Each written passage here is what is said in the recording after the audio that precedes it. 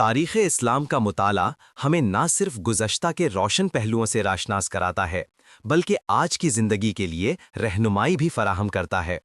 حضرت ادریس علیہ السلام اور ابتدائی تہذیبوں کا یہ سفر اسلامی تاریخ کا ایک اہم سنگ میل ہے جو ہمیں گہرے سبق اور دانش سکھانے کا موقع فراہم کرتا ہے۔ السلام علیکم ورحمۃ اللہ وبرکاتہ۔ اسلامک ہسٹری کرونیکلز میں خوش آمدید۔ آج ہم ایک ایسی عظیم ہستی کی زندگی کے انمول لمحات اور ابتدائی انسانی تہذیب پر ان کے گہرے اثرات کا جائزہ لیں گے جن کا ذکر قرآن مجید میں بھی آیا ہے، یعنی حضرت ادریس علیہ السلام۔ وہ نبی تھے جنہیں اللہ تعالیٰ نے علم، حکمت اور انسانیت کی رہنمائی کے لیے مبعوث فرمایا۔ حضرت ادریس علیہ السلام کا زمانہ وہ تھا جب انسانیت اپنی ابتدائی شکل میں تھی۔ حضرت آدم علیہ السلام کے بعد نسل انسانی پھیل رہی تھی اور اسے اللہ کی وحدانیت، اخلاق اور دنیاوی علوم کی تعلیم کی اشد ضرورت تھی۔ وہ انبیاء کی اس سنہری کڑی کا حصہ تھے جس نے حضرت آدم علیہ السلام سے لے کر حضرت نوح علیہ السلام تک کے درمیانی دور میں انسانیت کو تاریکی سے نکال کر روشنی کی طرف رہنمائی کی۔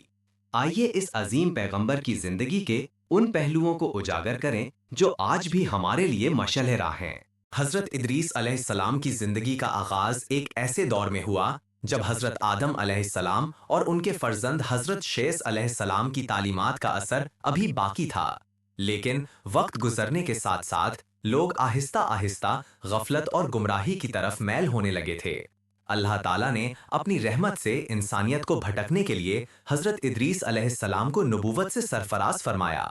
ان کا نام قرآن مجید میں 2 مقامات پر آیا ہے جو ان کی عظمت اور مقام کی دلیل ہیں۔ سورہ مریم آیت 56-57 میں ارشاد ہوتا ہے، اور کتاب میں ادریس کا ذکر کرو، بے شک وہ سچے نبی تھے اور ہم نے انہیں بلند مقام پر اٹھایا۔ اور سورہ انبیاء آیت 85-86 میں ہے، اور اسماعیل اور ادریس اور ذوالقفل کو یاد کرو، یہ سب صبر کرنے والے تھے، ہم نے انہیں اپنی رحمت میں داخل کیا، بے شک وہ نیک لوگوں میں سے تھے۔ یہ آیات ان کی نبوت اور اعلیٰ اخلاق کی گواہی دیتی ہیں۔ حضرت ادریس علیہ السلام کا نسب حضرت شیث علیہ السلام سے جا ملتا ہے جو حضرت آدم علیہ السلام کے فرزند تھے۔ ان کا بنیادی پیغام توحید یعنی اللہ کی وحدانیت اور اس کی عبادت کی طرف دعوت دینا تھا۔ انہوں نے لوگوں کو شرک، بت پرستی اور برائیوں سے منع کیا اور انہیں نیک اعمال، سچائی اور عدل کی تعلیم دی۔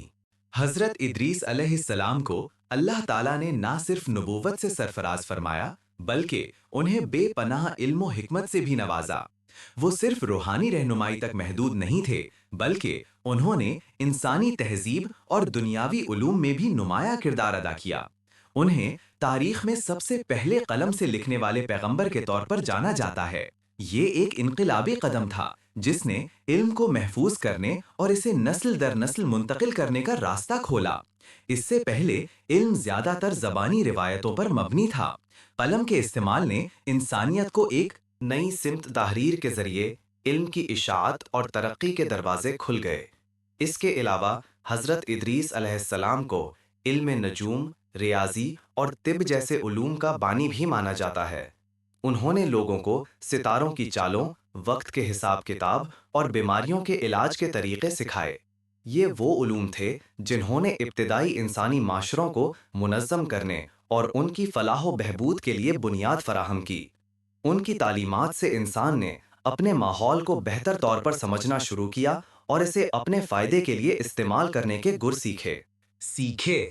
حضرت ادریس علیہ السلام کی تعلیمات کا ایک اور اہم پہلو عملی زندگی میں ان کی رہنمائی تھی۔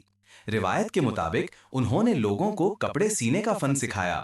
اس سے پہلے لوگ جانوروں کی کھالیں یا درختوں کے پتے استعمال کرتے تھے، لیکن کپڑے سینے کے فن نے انسانیت کو موسمی سختیوں سے بچنے اور اپنی عزت و وقار کو برقرار رکھنے میں مدد دی۔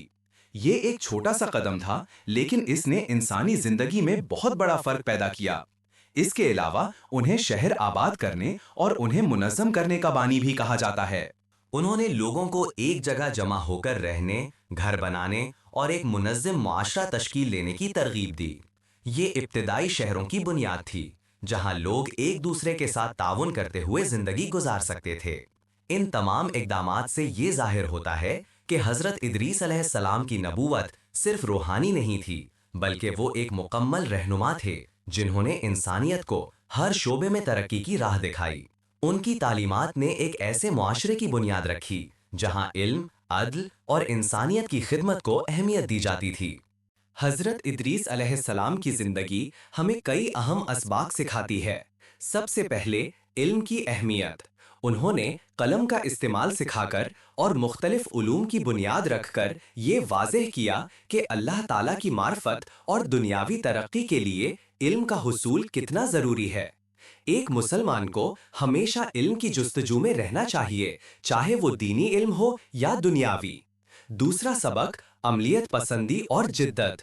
انہوں نے صرف روحانی تعلیمات ہی نہیں دیں بلکہ لوگوں کو عملی زندگی میں بہتری لانے کے طریقے بھی سکھائے، جیسے کپڑے سینا اور شہر آباد کرنا۔ یہ ہمیں سکھاتا ہے کہ اسلام ایک مکمل دین ہے جو دنیا اور آخرت دونوں کی فلاح کی بات کرتا ہے۔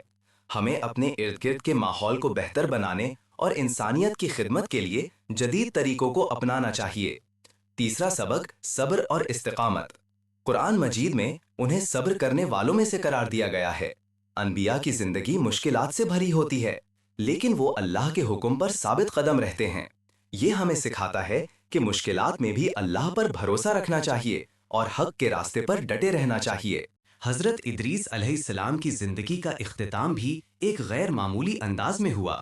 قرآن مجید میں اللہ تعالیٰ نے فرمایا، اور ہم نے انہیں بلند مقام پر اٹھایا، سورہ مریم 1957۔ مفسرین کی اکثریت کے مطابق انہیں آسمانوں پر اٹھا لیا گیا اور وہ آج بھی وہاں زندہ ہیں۔ یہ اللہ تعالیٰ کی قدرت اور ان کے خاص مقام کی نشانی ہے۔ حضرت ادریس علیہ السلام نے انسانیت کے لیے علم، حکمت اور تہذیب کی جو بنیادیں رکھیں وہ آج بھی ہمارے لیے مشعل راہ ہیں۔ ان کی سیرت ہمیں یہ پیغام دیتی ہے کہ اللہ کی وحدانیت پر ایمان، علم کا حصول، عملی جدت اور صبر و استقامت ہی انسانیت کی فلاح کا راستہ ہے۔ ان کی تعلیمات نے بعد کے انبیاء کے لیے بھی راستہ ہموار کیا اور انسانیت کو مسلسل ترقی کی منازل طے کرنے کی ترغیب دی۔ عزیزان گارہ میں حضرت ادریس علیہ السلام کی حیات مبارکہ ہمیں یہاں یاد دلاتی ہے کہ اللہ تعالیٰ نے ہر دور میں انسانیت کی رہنمائی کے لیے اپنے برگزیدہ پیغمبر بھیجے۔ حضرت ادریس علیہ السلام نے نہ صرف روحانیت کی شمع روشن کی بلکہ عملی زندگی میں بھی انسان کو ترقی کی نئی راہیں دکھائیں۔ ان کی تعلیمات آج بھی ہمارے لیے مشعل راہ ہیں کہ ہم علم حاصل کریں، اسے انسانیت کی بھلائی کے لیے استعمال کریں، صبر اور استقامت سے حق کے راستے پر گامزن رہیں اور اللہ کی وحدانیت پر کامل ایمان رکھیں۔ ان کی سیرت ہمیں بتاتی ہے کہ ایک نبی کا کردار صرف عبادت کی دعوت تک محدود نہیں ہوتا، بلکہ وہ ایک مکمل رہنما ہوتا ہے جو معاشرے کو ہر پہلو سے سنوارتا ہے۔ آئیے ہم ان کے نقش قدم پر چلتے ہوئے ایک ایسے معاشرے کی تعمیر میں اپنا کردار ادا کریں جہاں علم، عدل اور انسانیت کی خدمت کو اولیت حاصل ہو۔ اسلامک ہسٹری کرونیکلز کے مزید اہم لمحات کو دریافت کرنے اور ہماری ثقافت کے لازوال علم کو جاننے کے لیے سبسکرائب کریں۔ یہ تھا اسلامک ہسٹری کرونیکلز کا آج کا سفر۔ اگلے پروگرام تک کے لیے اجازت دیجیے۔ اللہ حافظ۔